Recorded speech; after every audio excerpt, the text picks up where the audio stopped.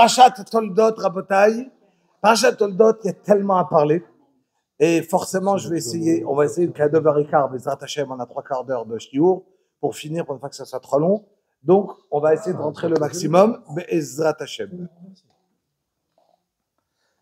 Vele Toldot Yitzhak ben Avraham, Avraham olit Yitzhak. Voilà que la Torah nous raconte, maintenant on a fini avec Avraham, on passe à Yitzhak. Yitzhak, sa vie, elle est très courte dans la paracha. On la connaît pas beaucoup. Et on va en parler un peu tout à l'heure. Qu'est-ce que la Torah raconte sur Yitzhak? Des choses qui ont l'air tout à fait bénin, pas du tout importants, qui sont pas du tout importants, et que la Torah va nous raconter sur Yitzhak. Et il faut comprendre un petit peu qu'est-ce que la Torah raconte, qu'est-ce qui est important. Mais juste, on va prendre quelques psukim. Alors, voilà que Yitzhak, lui, il a Ben Arbaïm Shana quand il s'est marié avec Rivka. Ils vont attendre 20 ans, d'accord, pour avoir des enfants. Et on en a parlé de ça lundi. Un petit Dvar Torah que je vais le redire en très rapide, parce qu'il est important le mot.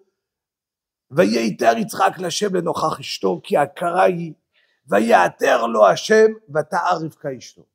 Voilà que Rachid rapporte Vayater, ça veut dire quoi Vayater? Irba vehiftzir betfila. Alors on a ramené juste qu'est-ce que ça veut dire cette phrase, qu'il a, je le dis vraiment en cours, l'importance de ne pas prier trop. C'est important de prier, mais de ne pas forcer dans la prière. Ça veut dire que Rashi rapporte Vayater lo nitpatzer venitpayes venitpatelo.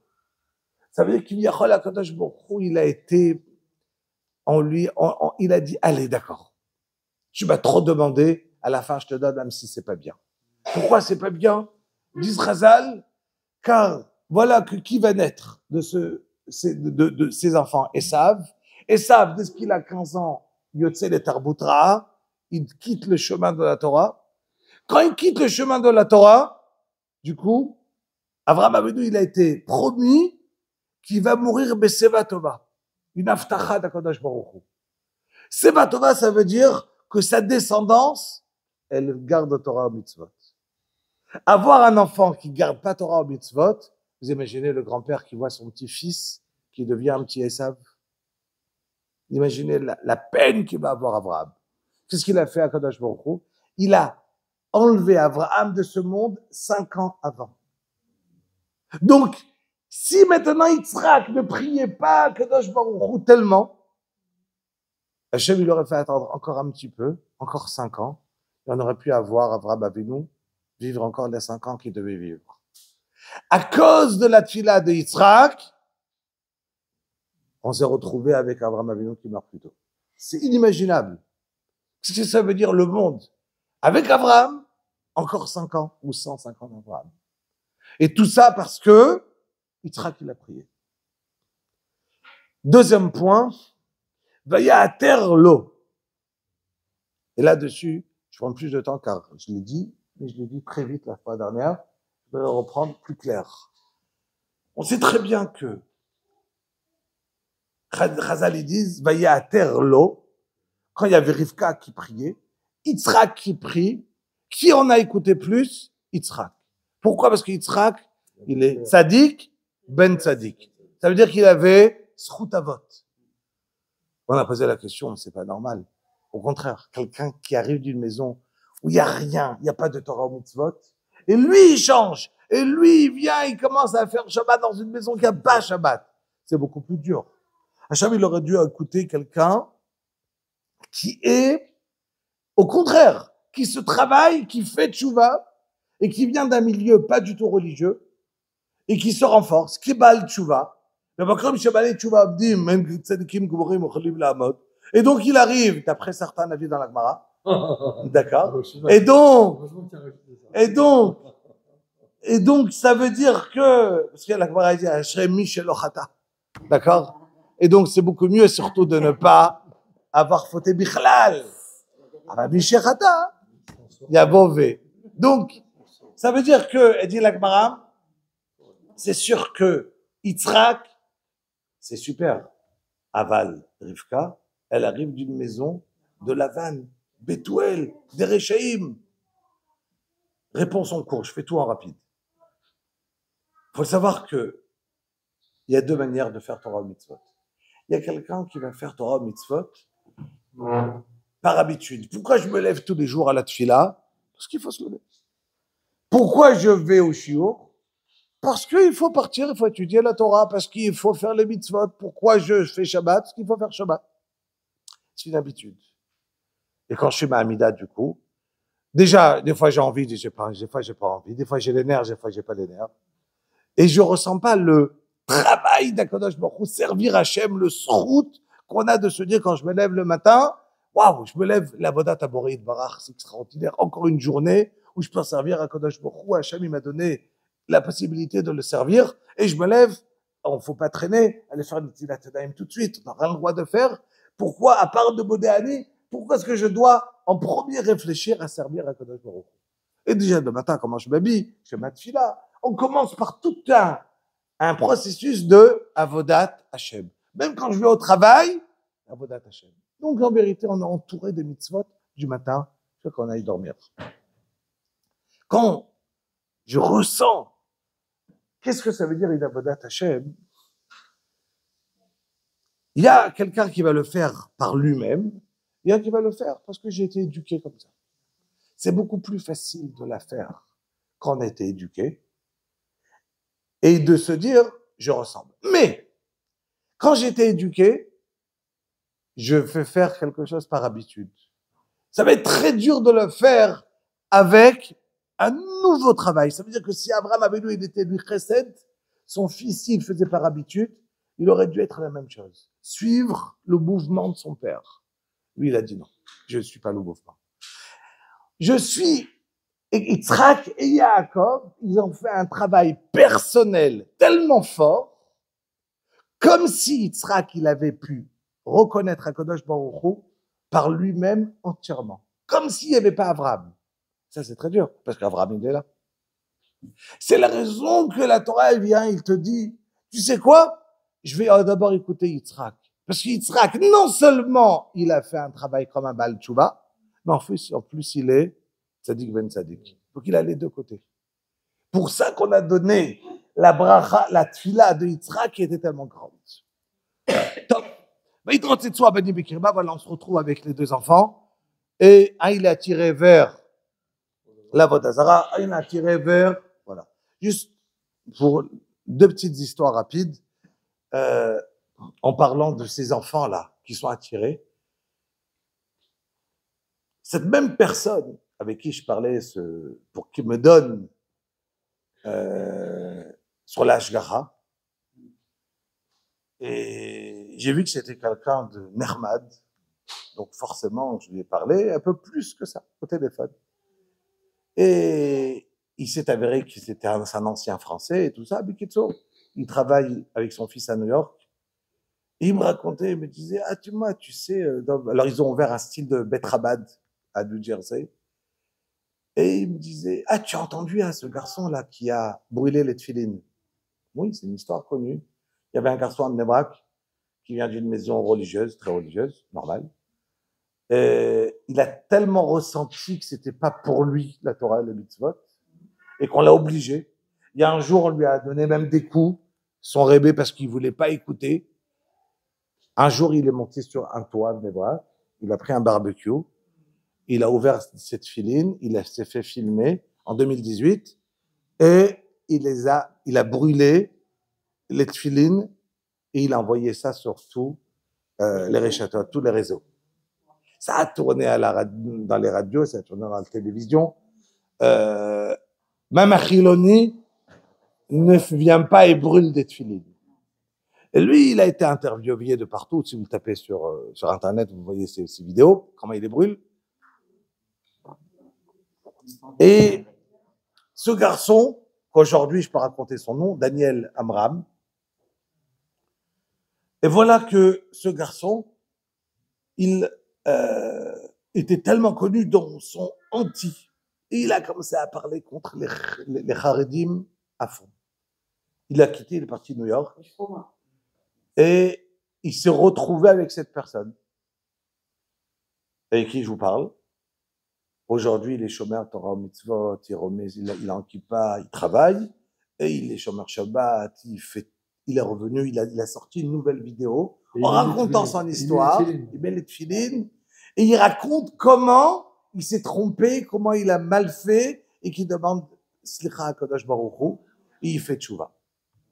Regardez comment, d'un côté, le Ham Israël, on peut retrouver quelqu'un qui va tout lâcher, d'accord, mais qui dedans, il m'a dit, voilà, je vais te raconter une deuxième histoire. Il était avec son fils. Il m'a dit, il y avait ils ont organisé à New Jersey, là-bas, un Yom Kippur, et ils cherchaient des jeunes qui ne sont pas dans la Torah. Un qui travaillait dans un chanout Tirakot, il vendait des fruits et légumes. Il savait qu'il était juif, israélien, chassid leshavar, un des chassidim de style Me'asharim, Rabbar Alars, avec les Hébreux là, d'accord? Et il est parti le voir, il lui a dit, tu viens Yom Kippour? Il lui a dit, laisse tomber, j'ai gagné ici $250 la journée, c'est mieux que Yom Kippour, tu es d'accord avec moi? Laisse tomber, je ne peux pas venir à Yom Kippour et perdre $250. Donc je préfère travailler ici. Sur place, il lui a sorti $300. Il lui a dit, viens, tu viens à Yom Kippour? Tu n'écoutes pas de problème, je suis d'accord de venir, même de jeûner, pas de prier. Moi, je peux jeûner, je n'ai pas de problème. Ça ne me dérange pas. Et pour par respect, je ne mangerai pas devant tout le monde. Je jeûne. Mais prier à Kadosh Baruch Hu, je ne suis pas capable. Je n'ai pas de problème. Tu viens, mais tu t'assois, tu es avec lui. Il a pris l'argent, il a donné un jour de vacances. Yom Kippour passe, vers la là, il entend des pleurs, mais des pleurs qui sortent du cœur. Et il se retourne et il voit voir ce jeune homme, ce garçon, qui avait déjà des karakouim de partout, des tatouages. Et il vient, il lui dit, écoute, il faut absolument que... Il vient, il le voit en train de pleurer. Et la zika de Yom Kippour, le regesh, le sentiment comme ça de Yom Kippour qui est arrivé, qui l'a chauffé, il m'a dit, cette personne-là, il est resté à New York jusqu'à Hanouka. Il m'a dit, il y a 2 semaines, il lui a envoyé, voilà, je me marie avec une Bat Israël, Shera, et il travaille, monsieur qui a mis le truc, il est chômeur Shabbat, il fait tout. Il m'a dit, il a fait opération sur opération pour enlever le 3/4 de ce qu'il avait comme tatouage, voilà, et pour pouvoir, et il est là. C'est extraordinaire. Combien, alors j'ai dit à ce monsieur, est-ce que je peux raconter les 2 histoires? Il m'a dit oui, mais sans nom. Je lui ai dit pas de problème, je ne dis pas qui tu es. Et donc, c'est extraordinaire comment, regardez d'un côté, Am Israël, le plus loin qui peut être, Aval, Esav et Ishmaël, ils ont été sortis, expulsés, ils sont plus chez nous. Bien que Abraham Avinu, Akadosh Baruch Hu lui a dit, toi et ta descendance, tu auras la Brit Mila. Il n'y a pas de chiyuv sur Ishmaël de faire la Brit Mila, c'est fini. Lui, il a été nimol, lui, il a eu la Brit Mila, mais il est sorti entièrement du Kilal Israël. Et bien qu'il a fait tchouva. Très bien. Bien qu'il y a une marloquette, est-ce qu'il a fait tchouva, d'accord? Mais normalement, Rashi le rapporte qu'il a fait tchouva. Dans les Rishonim, dans les Midrashim, il y a des autres avis qu'il n'a pas fait tchouva. Parce que d'où vient une des réponses de, vous savez très bien qu'il y a aujourd'hui des gens on a le droit d'appeler Ishmaël comme prénom. Est-ce que c'est un prénom juif, Ishmaël? D'accord? Tana Debe, Rabbi Ishmaël. D'accord? D'accord? Mais on a dans la Gemara un des Tanaïm, non? Tana Debe, Rabbi Ishmaël. Donc on a Ishmaël qui est... Et comment on peut appeler quelqu'un un nom pareil? Un nom. Personne n'a appelé Esav. D'accord? Personne n'a appelé Amalek. D'accord? On va pas appeler Nimrod. On va pas appeler. D'accord? Nimrod, c'est la personne qui a été morée dans Akadosh Baruch Hu. D'accord? Hein? C'est sur la paracha de cette semaine. C'est quoi Khadad? C'est un des 12 des tribus de Ishmaël. On l'a lu dans le Khadad. De Sigrid. Khadad. Non, ça vient de Ishmaël, le Khadad. C'est marqué dans la Torah. Donc, encore, c'est un nom de famille, mais un prénom, un nom de famille, ça veut rien dire. D'accord? Ça veut dire le nom de famille. Si quelqu'un, on sait très très bien que dans le nom de famille, ça veut rien dire. Le nom de famille, vous avez même pas de nom de famille. Quelqu'un, il veut changer. Allez, on sait très bien que le nom de la personne, c'est son mazal. D'accord? Ça veut dire qu'une personne qui veut, on sait très bien que dans la paracha, quand Sarah Imeinu, elle n'avait pas d'enfant, qu'est-ce qu'elle lui a dit à Kadosh Baruch Hu? Tu vas changer de Sarai à Sarah. D'accord? Maintenant, Shinou Yashem, ça lui a fait un Shinou Mazal. Michel Makom, Michel Mazal. La Gemara dans Rosh Hashanah, elle rapporte qu'il y a 3 choses qui vont être mevatel, les xérotes d'une personne. D'accord? Une des choses, c'est quoi? De lui enlever son nom. On est d'accord, personne, aujourd'hui, on n'enlève pas les noms d'une personne. On rajoute. C'est dangereux d'enlever le nom. On ne sait pas quel est le mazal d'une personne. Alors, on rajoute. Et même de rajouter, c'est pas facile à le faire. D'accord? Dans l'idée. Mais, on sait très bien que Sarai, elle avait un truc, Avraham. Eh bien, Avamon, on lui a pas enlevé son resh. Il a aucun rapport, le resh, dans le nom d'Avraham. Même, c'est pas grave. Il y était là, on te le laisse. D'accord? Bien que c'est Avamon Goïm, on te le laisse. Donc, je reprends. Ça veut dire que Ishmaël et Esav, ils ont des noms, ils sont des descendants de Abraham, mais ils ont été expulsés totalement. Kibi Yitzhak, Ikarel Chazara. Ok, on continue. Voilà qu'elle se retrouve, elle va voir c'est Shem Ve'ever, le Navi. Le Navi va lui dire, Manienne, puisqu'elle va pas voir son mari, c'est qui est le grand Navi. C'est Abraham Avinu. Pourquoi elle va voir des autres?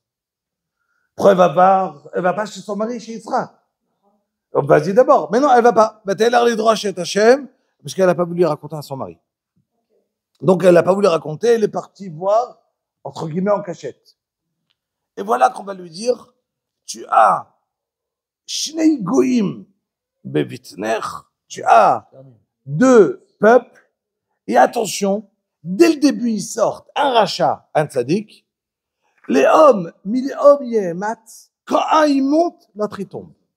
Fini. C'est jamais possible que Am Israël et Esav, Edom, l'Occident, on sera en haut. Nous on est en bas, eux ils sont en haut. Quand nous on est en haut, eux ils sont en bas. Fini. Impossible. Déjà dès le début. כשזקם זה נופל, וכן הוא אומר אם הלך ערבה לא נטמא לצור למחורבנה של ירושלים.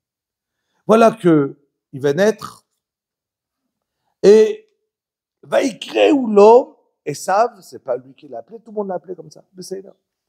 ויגדלו הנערים ויהי עשיו איש שדה הציד, איש שדה, ויעקב איש תם יושב אוהלים. On a עשיו qui tire, on a Yaakov, qui est un homme entier, intègre, et qui va être Yoshev, et qui étudie la Torah. Pourquoi ça?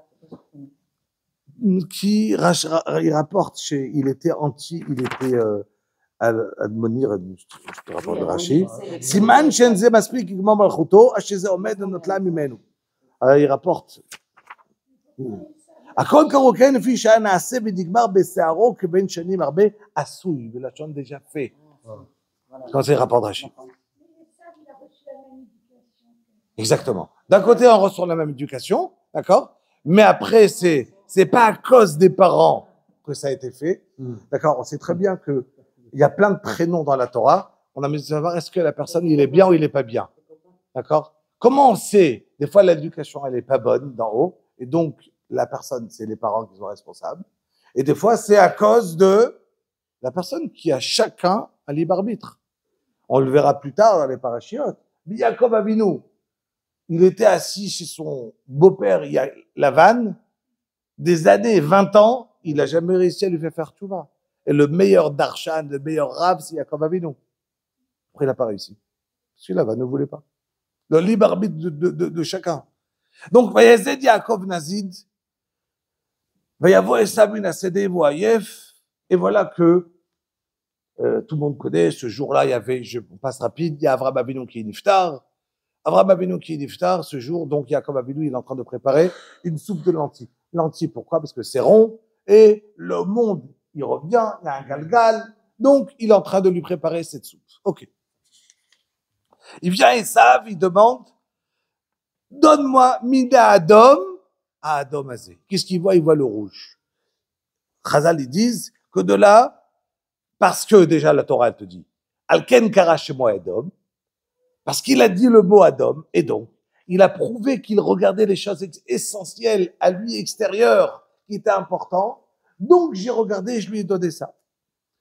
Yaakov Avinu, il dit, il voit que Esav, c'est un rachat.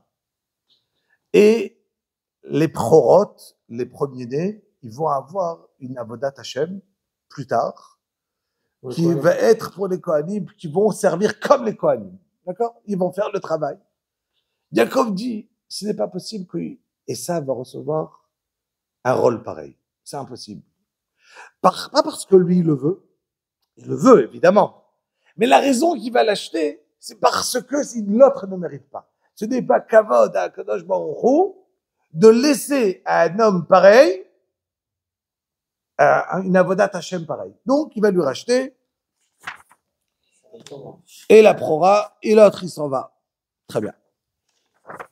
On arrive à point parce qu'on a parlé de Ishmaël et de Esav, et dessus je commence les points importants de la paracha. Voilà que la Torah, elle commence à me raconter que Yitzhak, il va avoir des béerot, des béers. Béer, ça veut dire des puits qui vont avoir de l'eau de la source qui va. Et Baïkanou, Oto Pelishtim, et il y avait les Plishtim. C'est qui les Plishtim? D'accord, les Philistins. C'était qui, donc, Palestiniens d'aujourd'hui, qui essayent de s'appeler comme avant. La Torah nous dit que ces Plishtim, d'où elles arrivent? C'est quoi? C'est des Mamzerim, qui avaient des peuples qui échangeaient leurs épouses entre eux. Et c'est sorti des Mamzerim, et de là a commencé le peuple des Plishtim. Donc déjà par où il commence. Point. Deuxième point, nous dit la Torah, c'est tout est des psukim pour l'instant. Nous dit la Torah qu'il y avait ils ont une kin'a, ils sont jaloux de Yitzhak. Yitzhak va creuser un puits, ils viennent et l'offrent. Un deuxième puits, encore une fois. Et voilà que ils arrivent au troisième puits. Alors, un, il va s'appeler Échec, un, il va s'appeler Sitna. Le troisième, il n'y a pas de dispute, ils vont l'appeler Rehovot. Très bien. Il dit le Ramban. Je l'ai lu dans les mots. יספר הכתוב ויעריך בעניין הבארות, ואין בפשוטי הסיפור תועלת ולא כבוד גדול ליצחק. On ne connaît rien sur la vie de Yitzhak. Et tout ce que la Torah trouve à nous raconter, c'est des histoires de puits. Ça ne nous intéresse pas, ces histoires de puits, entre guillemets. Ça ne nous donne rien. Que les Plishtim, ils voulaient se battre et qu'ils voulaient des puits qui sont venus, on a rempli de terre. Et à la fin, c'est ça. Qu'est-ce que ça nous intéresse? Il dit le Ramban, il faut savoir une chose. Qu'en vérité, la Torah te raconte ici exactement qu'est-ce qui se passait à la fin des temps. Et comment ça va être avec le premier Beth Amikdash, qui correspond au premier Be'er, le deuxième Beth Amikdash, le deuxième Be'er, le troisième Beth Amikdash, il n'y a plus de dispute. Les Plishtim viennent, et même eux, ils seront d'accord, et on va construire notre troisième Beth Amikdash, qui parinu ba'aretz. Le Ramban. Donc on sait une chose. Le Be'er, c'est quelque chose qui représente quelque chose. Qu'est-ce que ça représente? Déjà, Ishmaël, quand Ishmaël, elle est Agar, si vous faites attention, toutes les Avraham, Yitzhak, Yaakov, Moshe, Myriam, David Amelech, un par un, tout le monde, ils se sont retrouvés à côté d'un puits. Tous, il y a eu des puits dans leur histoire. Tout le monde. Et chaque fois, la Torah, elle te raconte comment Yaakov Avinu, il est venu, il a enlevé le truc, la pierre en haut du puits, il a trouvé là-bas. Donc, Sakala, comment il a retrouvé? Comment Yitzhak, il est arrivé avec les puits? Comment Abraham Avinu, c'était avec les puits? Tous, on parle chaque fois. Moshe Rabbeinu, quand il est arrivé, c'était quoi autour du puits avec les filles de Yitro? Makara. Chaque fois, la Torah, elle nous raconte, c'était quoi? Ouais, et moi, je l'ai utilisé quand je suis arrivé après 4 guichottes que j'ai vu que chaque fois, tous les avots, ils se sont mariés à côté du puits. Oui, on se marie toujours à côté d'une fontaine d'eau, de l'eau. Non, mais c'est pas ça. La Torah nous raconte, il y a une raison à ça. C'est pas pour l'histoire. Par rapport à quoi? Qu'est-ce qui s'est passé au début? Mais parce qu'il y avait, la Torah nous raconte, c'est pas parce que c'est de l'histoire qu'il y avait de l'eau. La Torah nous raconte que le Be'er, il représente quelque chose. Ishmaël, à côté du puits. Comment c'est? Be'er la Chayroi. La Torah nous donne, qu'est-ce qui s'est passé avec Ishmaël? Voilà que, il y a Agar qui a perdu, car on se rappelle de cette histoire, que Agar, elle était enceinte, et Sarah, elle s'est disputée avec elle, et Sarah, elle a vu que Agar, elle a commencé, vu qu'elle était enceinte, elle se dit comment c'est possible, voilà que Sarah qui s'est mariée à l'âge de 15 ans, ça fait des années qu'elle est mariée avec Abraham, elle n'est même pas enceinte. D'accord? Et moi, à la première fois de mariage, je suis déjà enceinte avec Abraham. Et la réponse est simple. Toi, tu dois attendre plus de 60 ans pour avoir. Elle a dû attendre 15 ans de tfilote pour avoir Yitzhak. Et toi, pour avoir Ishmaël, c'est tic-tac. On cherchait quelqu'un qui était Bitadev. D'accord? Pour avoir Ishmaël, il n'y avait rien besoin. Donc, ça veut dire que, en fait, Yitzhak, ça veut dire que la notion de BR, elle était juste à côté de. Donc, je reprends. Voilà que Sarah Imeinu, elle lui a mis le Haïnara et elle a perdu le bébé, d'Israël. Et c'est la première fois qu'elle est tombée enceinte. Elle lui a mis le Haïnara, et donc là, elle vient, elle se sauve. Et là, elle a le malach qui vient à Be'er Lachai Roi, qui va lui dire Inach Ara, Veyolat Ben, tu vas retomber enceinte, retourne chez Abraham, tu vas tomber enceinte et tu l'appelleras Ishmaël. D'accord. Et elle dit ah waouh, c'est extraordinaire, j'ai eu le mesrout de voir un malach comme chez Abraham, par mon mérite à moi, et elle va donner le nom à ce Be'er Lachai Roi. Yitzhak, je sais pas, dans le désert. Voilà que dans le Yitzhak, quand il vient se marier avec Rivka, nous dit la Torah, il vient d'être Betaken Filat Mincha, et d'où il arrive? De Be'er Lachai Roi, du même Be'er de Ishmaël. Makara. Yitzhak, exactement le même Be'er. Il dit Srazal. Et je vous explique ça en 2 mots, comme ça vous comprenez. La fin dernière, on a parlé la semaine dernière, que Ishmaël, il a un rôle dans ce monde. Le rôle, premièrement, c'est de diffuser la Emouna d'Akadosh Baruch Hu. Diffuser de la Emouna. Mais il la diffuse à il va diffuser la croyance à Hachem, mais à un niveau tout petit. Et même tordu. Parce qu'il faut savoir une chose, que Chazal nous dise que Ishmaël, il a eu le srout d'Abraham et qu'il a pris, on a parlé de l'Arnasat Orchim, de recevoir des invités. Vous prenez jusqu'à aujourd'hui, vous arrivez chez les Arabes, ils vous donnent une Arnasat Orchim à la maison, extraordinaire. Et il y a l'Arnasat Orchim, ils peuvent te tuer après, ils vont te donner à manger. C'est comme ça. Ils ont ça de Abraham Avinu, de le donner à manger. Mais ils disent Chazal, ils ont contourné le chesed au znout. Ça veut dire à l'adultère. Pourquoi? Parce que l'adultère fait partie, c'est une forme de chesed. Allez, je te fais plaisir. D'accord? La Torah, elle appelle ça quelqu'un qui a une relation interdite, un garçon, une fille avec son frère, un fils avec sa sœur. La Torah, elle appelle ça chesed. Comment ça la Torah l'appelle? Ça veut dire que la Torah, oui, non mais c'est quoi? C'est un chesed de Toum'a. C'est un chesed d'impureté. Il y a des chesed d'impureté. Il y a un chesed d'impureté. D'accord? Et donc ils disent Chazal que Ishmaël, ils ont récupéré le côté chesed tordu. Négatif. Ça veut dire qu'ils ont récupéré ce chesed. Regardez, juste aujourd'hui, je disais une histoire sur le Chafetz Chaim. Chafetz Chaim, faut comprendre, c'était un monsieur qui n'avait pas une seconde dans sa vie. Il est connu pour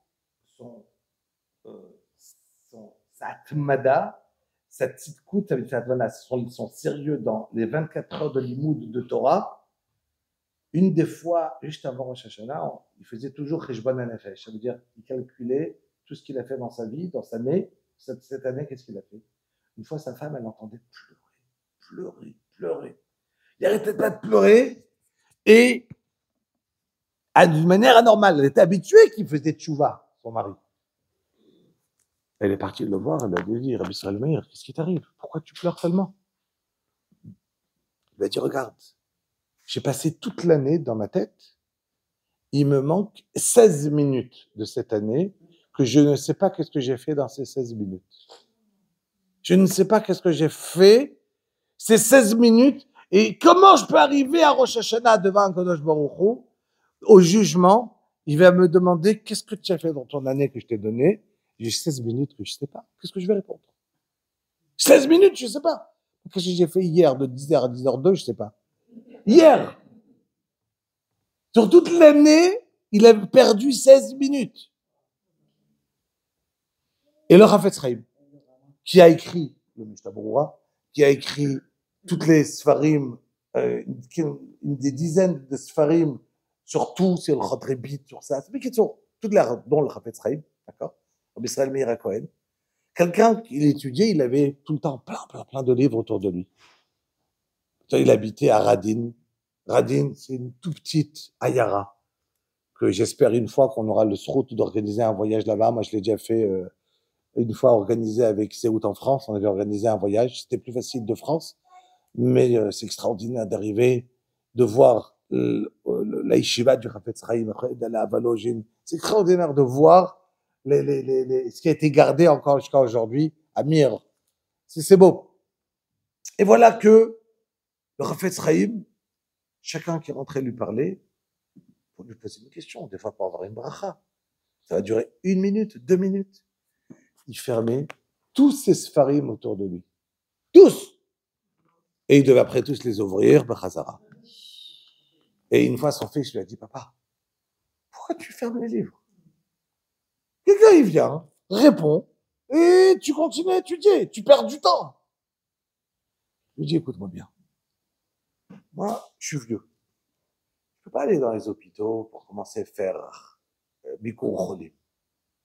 Je ne peux pas commencer, je ne suis pas riche, que quand j'entends quelqu'un qui n'a pas d'argent, d'accord, lui donner 1 million et à celui je donne la petite prouta que j'ai. J'ai rien. Après, on a de quoi vivre. J'ai rien. Mais j'ai envie de faire du chesed. J'ai envie d'être un enfant d'Abraham Avinu. Et pour faire ce chesed, qu'est-ce qui est entre mes mains? Honorer chacun qui est autour de moi. Alors t'imagines quelqu'un qui vient me parler, s'il voit un livre autour de moi, il va vouloir parler plus vite pour pouvoir ne pas me déranger. Il va être mal à l'aise.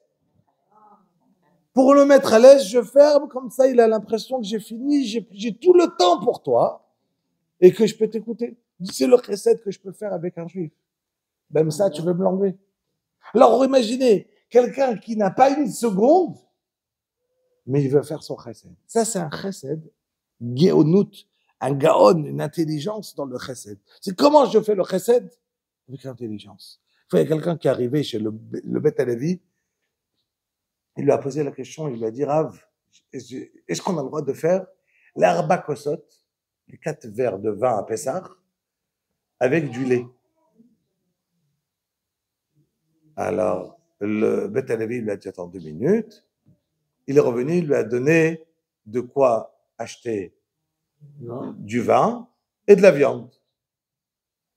L'autre, il a dit, Rav, qui vous a dit que j'ai pas de quoi acheter de la viande? Peut-être le repas, il est déjà prêt. Il me manque que mon verre de vin. Qui vous a dit que j'ai pas? Il lui a dit, c'est pas possible. Si tu comptes faire, si tu m'avais demandé 2 kosot avec le lait, d'accord. Mais si tu avais arba kosot, tu dois manger la viande. Donc le 3e kos, tu vas faire bassar vechalav. Tu peux pas. Donc forcément, c'est que tu n'as pas de viande. Donc je te donne aussi pour la viande. C'est quand je vais faire du chesed, d'accord? Je suis obligé de réfléchir à la personne. Enfin, j'étais quelques mois à Kirat Sefer, Modéine Élite. Un vendredi soir, il y a quelqu'un qui tape chez moi à la maison. Et on est déjà assis à table. Un des voisins d'à côté, que j'avais déjà dit une fois bonjour, mais rien d'autre. Je sais même pas c'était qui. Et il me demande, il me dit, voilà, est-ce que j'ai des chalotes? Je lui dis, avec plaisir. C'est un homme, un vrai, avec des enfants. Hein. Je dis, des chalotes? Il me dit, et je lui dis, ok, pas de problème. Je lui dis, et en sortant, je lui dis, et tu avais du kidouche? Je dis, non, je vais faire sur les chalotes. Et j'ai compris qu'il n'y avait rien. Je lui ai dit, tu as mangé quoi? Ça va. On s'arrange. Les chalotes, ça suffit. Il n'y avait rien. Rien à la maison, un homme avec ses enfants. Et le kidouche, il est sur les chalotes. Donc, les khatkhale, il m'a demandé que des chalotes. Rien d'autre. Il avait rien de quoi manger le lendemain. Shabbat, il doit à la maison. Rien. Une personne que Baruch Hashem a eu le soin d'aider après, et en sachant qu'une personne qui, si il vient, il te demande, si tu réfléchis pas plus loin, tu peux te dire, mais peut-être, oh, c'est rien, il a oublié d'acheter les chalotes, il a tout le reste. Mais avant de sortir, je me suis dit, allez, j'ose, je lui pose la question, est-ce qu'il a quand même du vin? Je le connaissais pas. Est-ce qu'il a du vin? Il n'en a pas. Ça veut dire que des fois, dans le chesed, il faut chercher. Il faut aller un peu plus loin pour pouvoir faire du chesed. Voilà que la Torah continue, pardon. Est-ce que ça peut voilà, mettre mal à l'aise et blesser la personne? Donc il faut le faire be'adinout, voilà. Et évidemment, si une personne refuse de rentrer, il faut lâcher.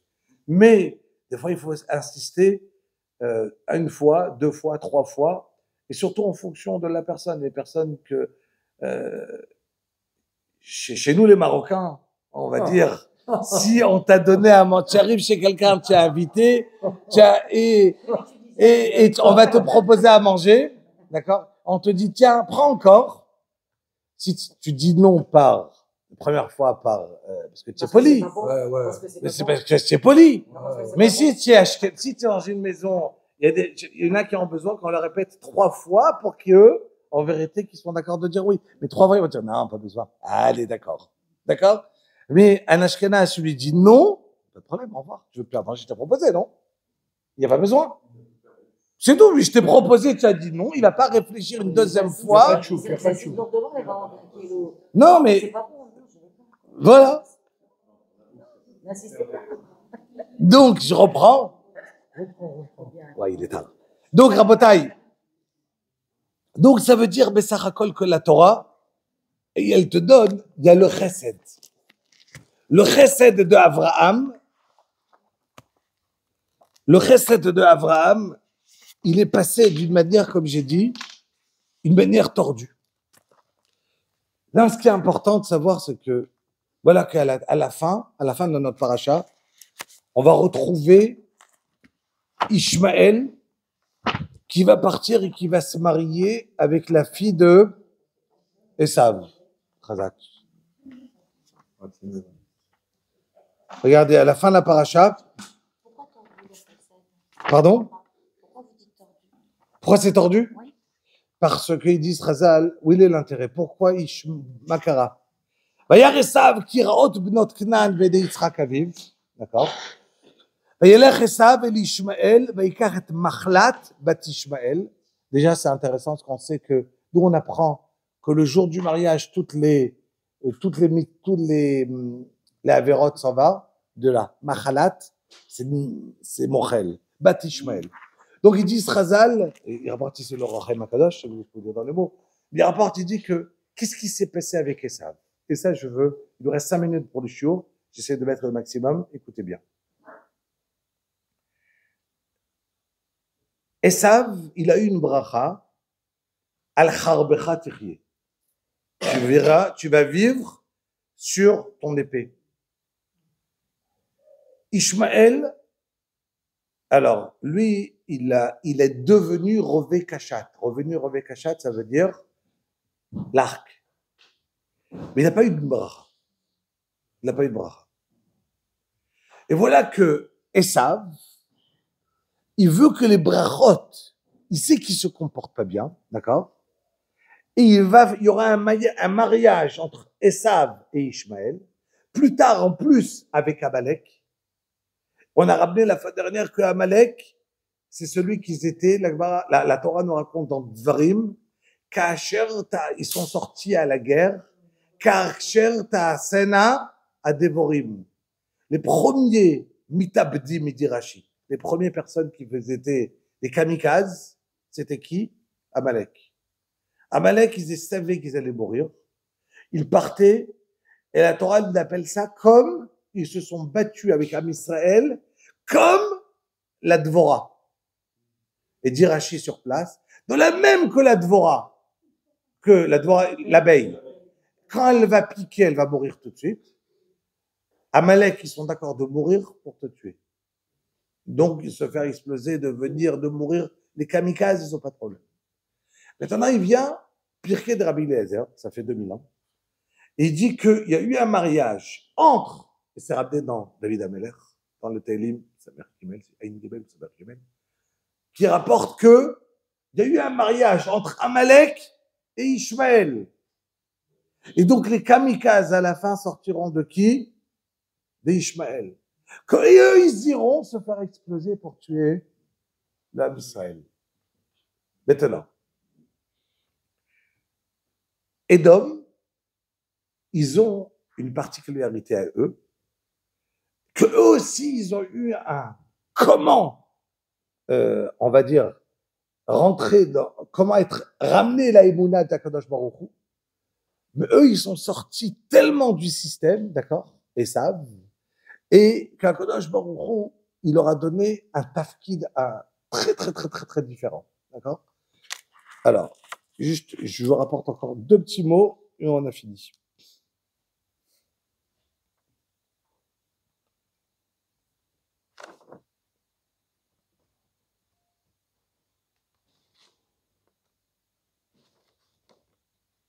Ok. Amalek, Akadosh Baruch Hu, il a juré que Yad al-Kessia milchama la Amalek b'dordor. Ça veut dire, Akadosh Baruch Hu, il a juré sur son trône que tant qu'il y a Amalek qui est dans ce monde, et Amalek, c'était descendant de qui? C'est le petit-fils de Esav. D'accord? Lui, Amalek, alors, il a été d'accord de partir, en connaissant Akadosh Baruch Hu, en sachant exactement c'est qui le clan d'Israël, il a décidé de partir et de se battre contre Am Israël. Akadosh Baruch Hu, il a juré sur son trône que tant que Amalek existe dans ce monde, le trône d'Akadosh Baruch Hu n'est pas entier. C'est ce qu'on appelle Kiyad al-Kessia, Milchama la Amalek midordor. Chaque fois qu'on va dire Amen, Yehi Shemei Rabba, on doit penser à ça. On l'a dit la fois dernière. Moi, je le dis. Amen, Yehi Shemei Rabba. Le nom d'Akadosh Baruch Hu, il s'agrandit. Comment il s'agrandit? Par la destruction d'Amalek. Et chacun qui va penser à ça et le dire de Kol HaKavanot, même s'il a un décret de 70 ans de malheur qui aurait dû lui tomber, dit la Gemara, alors on lui pardonne. Regardez un petit peu qu'est-ce que ça veut dire, la force, d'accord?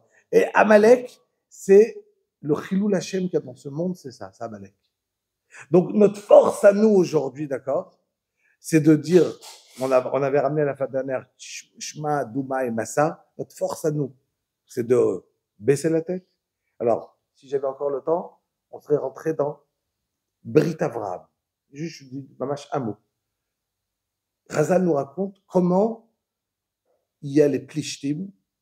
Après ces deux Béorot, ils viennent, ils disent, ah, on fait la paix avec Yitzhak. Ça veut leur dire, mais pourquoi vous voulez la paix? Ça veut dire qu'il y a un certain moment où même Ishmaël, il veut la paix. Mais il dit David Ameler, Ani Adaber, Eima, Namil Chama. Est-ce que la paix avec Ishmaël est une vraie paix? Est-ce qu'ils sont hypocrites? Ou bien, et ça dessus, il y a Chazal, et là voilà qu'on arrive, on sait très bien de ce matin à 4 heures du matin, ils ont fait une paix. Voilà qu'on a toutes sortes de pays autour de nous, que ça soit Dubaï, et moi, je parlais cette semaine beaucoup avec mon frère, parce que tout le monde sait, j'ai mon frère qui est rave à Dubaï, et il gère là-bas la Kihila des Français, et jeudi dernier, c'était le dernier à rencontrer ce Kadosh, celui qui il a été le dernier à le voir, à lui parler. Et il me disait qu'il a été sur place, la police est venue, ils l'ont pris, et il a eu des hakirot, et ils l'ont envoyé. Donc déjà, si vous partez à Dubaï, il y a une très grande villa avec une choule là-bas pour pouvoir manger, dormir et ainsi de suite, d'accord. Et il y a là-bas l'armée qui sont arrivés pour garder à la Makom sur place parce qu'ils avaient peur. Maintenant, ça n'arrive jamais. C'est un endroit sécurisé.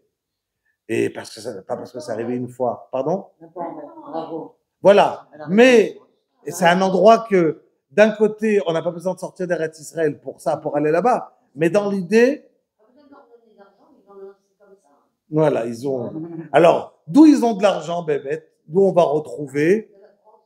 Sdom, c'était quoi? Be'erot. C'était quoi Sdom? C'était Be'erot. Chemar. Chemar, le Chomer. L'argile, très bien. Donc là-bas, c'était des Be'erot. On va pas rentrer dedans. Mais tout était des Be'erot. Chaque fois, il y avait la notion de Be'er. Une fois dans le Chomer, une fois dans le Beth Amikdash. Et tout est lié en mérité en même temps. רבי חנניה כאשר בארצה הקדוש ברוך הוא לזכות ישראל לפיכך קיבל לראות תורה ומצוות שנאמר אדוני חפץ למען נצחו יגדיל לתורה ויאדיר